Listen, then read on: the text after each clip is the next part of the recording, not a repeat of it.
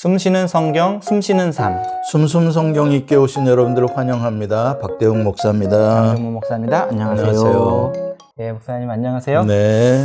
드디어 이제 우리가 기다렸던 네. 하나님의 이제는 음성을 들을 수 있는 시간이 다가왔습니다. 네. 목사님, 근데 그러네요. 제가 말씀을 읽어봤는데 네. 하나님의 기다릴 수가 없어가지고 먼저 이렇게 읽어봤는데 네.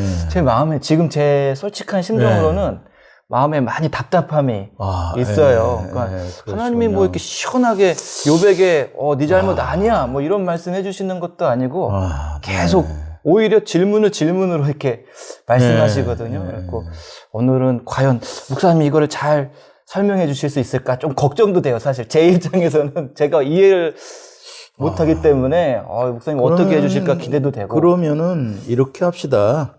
오늘은 양 목사님이 답답한 것을 다 한번 물어보세요. 그럴까요? 그래서 좀 뭔가 좀 시원해지는가 안 시원해지는가 한번 보도록 합시다. 네, 사실 제가 이렇게 그래서 저도 이제 준비를 좀 이렇게 해왔어요. 질문들을 많이 해왔는데 솔직한 심정. 그러니까 잘하셨습니다. 그냥 하나님이 좋으신 분이니까 하나님이니까 뭐 맞겠구나 이런 마음이 아니고 진짜 우리가 이 공부했을 때 처음 취지를 가지고 그냥 이 성경을 읽으면서 느끼는 그대로 그런 질문들을 가져왔거든요. 그럼요. 그래서 제가 그럼 한번 질문을 해보면은요. 아까 엘리후가 목사님이 이제 우리 지난 엘리후 강의 때 이야기했죠. 엘리후 이야기를 했는데 분명 엘리후도 이제는 욥의 친구들처럼 욥에게 그가 뭐 어떤 잘못을 했을 것이다. 네가 죄를 지었을 것이다라는 어떤 전제를 가지고 이야기는 했지만 그래도 오늘 그 하나님이 이제는 38장에서 하나님이 말씀하시는 거랑 거의 비슷한 말들을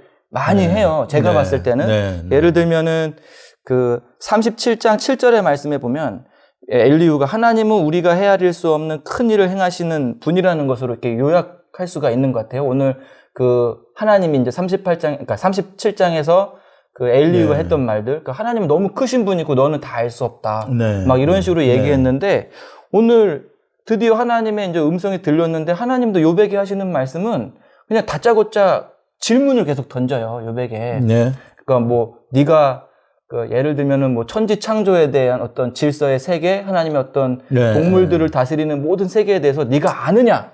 너는 할 수 있느냐? 막 이렇게 예를 들어서 이렇게 좀 짓누르는 듯한 그래서 막 그런 질문들을 하고 있는데 그렇게 보면은 우리가 좀 엘리후가 그래도 이제 하나님의 어느 정도 입장을 대변했던 사람이 아닌가. 그리고 나중에 42장에 보면 하나님이 욥의 친구들을 야단치시잖아요. 그러니까 너희들이 틀렸다. 뭐 그러면서 하나님께서 욥의 친구들에게 노했다라는 표현들이 있는데 엘리후에 대한 또 그런 말씀은 없어요. 엘리후가 또 사라지거든요. 그래서 도망갔나 보죠. 그래서 그런 질문을 처음으로 좀 드려보고 싶어요. 그러니까 엘리후가 정말로 완전히 좀 우리가 이렇게 아웃을 시켜야 되는 그런 인물인지. 엘리후는 좀 더 독특합니다만 사실 욥의 친구들 이야기를 우리가 쭉 들어왔을 때 그 사람들이 그렇게 틀린 소리 하나님에 대해서 한 것들은 아니거든요. 우리가 여러 번 확인했잖아요.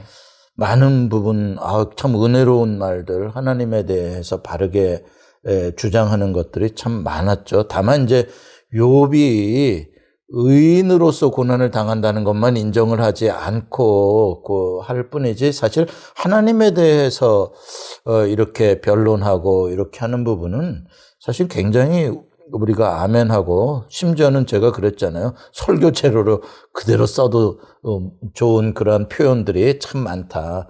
특히 엘리후에게로 넘어가면 우리 지난주에도 이렇게 여러 가지로 검토를 해봤습니다만 엘리후는 사실 굉장히 말이 교묘한 겁니다. 굉장히 어려운. 그래서 맞는 것 속에 안 맞는 게 들어가 있는 거예요.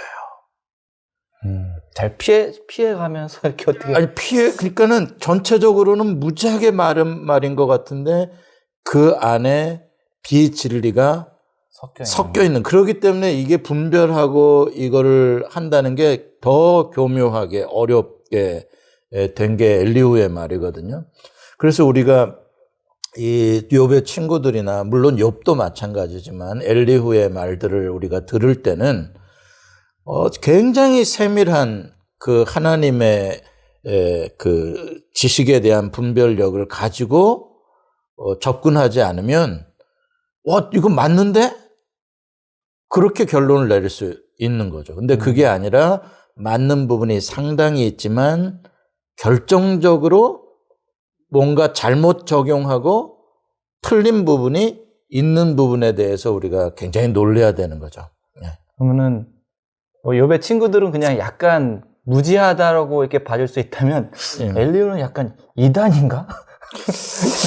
이 엘리후는 그렇진 않아요. 엘리후는 하나님에 대한 지식은 많은데 그거를 좀 더 공교하게 좀 아주 크래프티하게 이렇게 좀 이렇게 표현을 하면서 그 가운데 약간의 거짓들을 이렇게 해가지고 자기가 원하는 목적을 이루어내려고 하는 면에 있어서 이단들이 쓰는 술법과 좀 비스꾸리한 그 부분은 있죠. 이단이라고 말하기는 좀 그렇습니다. 왜냐하면 지식의 한계니까 그거는 속이려고 한 것은 아니니까. 그런데 우리가 이단을 분별해야 되는 것도 사실 그런 거죠. 좀 굉장히 비슷한 것 같은데 목사님 뭐 저기 여호와 증인과 이야기했는데 뭐 비슷하던데요. 뭐 다 우리랑 뭐 다 믿던데요. 뭐 많이도 알고요. 뭐 이런데 그런 게 중요한 게 악마는 디테일에 있다. 전체 그림은 다 맞는 것 같은데 아주 그 교묘하게 틀리는 그러한 부분들이거든요. 그래서 엘리후의 말이 또 더군다나 하나님이 엘리후의 말이 끝나자마자 하나님이 나타나시니까 사실 이렇게 앞에 나오는 순서로 보면 욥이 좀 뭔가 엘리후에 대해서 반응을 해야 되는 타이밍인데 욥이 등장을 안 하고 하나님이 나오니까 이건 뭐지? 하나님이 엘리후의 말을 지지해 준다는 뜻인가? 더 확실하게 못 박으시겠다는 뜻인가? 이렇게도 볼 수가 있거든요. 왜냐하면 엘리후가 주장하는 하나님의 이런 창조적 위엄과 능력과 그분의 지혜와 초월성과 막 위엄과 이런 것들이 막 금방 일맥상통하는 것 지금 질문하신 것처럼 같다 보니까 야 이거 하나님이 엘리후 쪽에 어떤 편을 더 들면서 욥에게 뭔가 굴복을 시키려는 그런 뜻이 아닌가 이렇게 들리기 쉽게 되어 있죠. 구성 자체가. 그래서 그런 질문이 나오는 건 아주 마땅합니다. 그렇지만 뭐 아까 제가 이단은 농담 반 이렇게 한 거지만 엘리후가 맞게 이야기하는 것 같지만 그 가운데 자기가 주장하고자 하는 것들이 좀 섞여 있다라는 거죠. 하나님에 대해서는 맞아요. 하나님에 대해서 주장한 건 맞아요. 엘리후가 그분의 초월성과 전능성과 이러한 것들은 맞는데 욥 개인에 대한 적용 부분은 틀린 거거든요. 그렇기 때문에 그거는 우리가 분별을 해야 되고요. 그러면은 하나님께서 그럼 욥이 엘리후가 맞는다는 것을 지지해 주는 건가? 이 질문들을 통해서 하나님의 위대하심과 창조주로서의 그 하나님의 무한하신 능력들에 대한 지혜에 대한 주장들이 근데 그거는 우리가 이제 좀 더 깊이 생각을 해야 되는 부분이죠. 그리고 또 한 가지는 그럼 답을 얻으셨다는 뜻입니까? 넘어가는 거예요? 아니 나중에 목사님이 말씀해 주실 것 같아가지고 나중에요? 잊어버리면 못하는데. 지금 계속 이런 식으로 그럼 목사님은 그걸 어떻게 해석하실 것 같아요? 이게 이제 이게 뭐라 그럴까요? 들음과 만남의 차이라고 할까요? 너무 철학적인데 들음과 너무 철학적인 건 없어요. 들음과 만남의 차이가 그렇죠. 들음과 만남의 차이. 야, 누구는 어떠하대. 이런 사람이래. 뭐 대단하다는데. 자, 들었어요. 근데 내가 그 사람 진짜 만났어요. 그 차이 말이죠. 우리 옛말에도 백문이 불여일견이다는 말을 있듯이 내용은 똑같을지 몰라도 그 사람에 대한 디스크립션이나 이런 것들은 거의 뭐 비슷할지 몰라도 막상 인격체로서 이 인격 대 인격으로 일대일의 만남이 이루어지는 때 그 인카운터링이라고 하는 거기서 느껴지는 어떤 말로 설명되어질 수 없는 부분이라는 게 어마하게 크거든요. 특히 이 인격적인 만남들은 더 그렇습니다. 지식적인 관계가 아니라 인격적인 만남은 만나보지 않고서는 사실 뭐라고 말할 수 없는 우리가 뭐를 하나 먹고도 이거 진짜 맛있는데. 아, 정말 맛있는데. 아, 이거 아무리 설명해도 먹어보지 않으면 모른다고 말하는 것처럼, 그러니까 지금 엘리후가 말한 초월적인 하나님, 뭐 전능하신 하나님, 이건 마치 교과서에 기록된 위키피디아를 읽는 것 같은 그런 하나님에 대한 신학적인 소개라면, 뭐 비유를 들기가 좀 그런데, 만약에 마이클 조던이 뭐 농구 선수인데 뭐 키가 얼마고 그 사람이 드리블을 얼마나 잘하고 덩크슛을 어떻게 하고 막 안다고 칩시다. 몇 골을 넣고 막 안다고 칩시다. 그런 훌륭한 선수구나. 와, 대단한 선수구나. 농구의 신이구나. 오케이. 인정하고 그걸 믿어줄 수 있죠.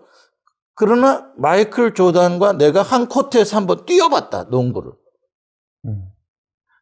이거는 다른 거죠. 전혀 다른 거거든요. 그리고 그 사람과 내가 관계를 갖고 그 농구에 대한 걸 그 사람으로부터 배우고 이렇게 하게 된다. 전혀 다른.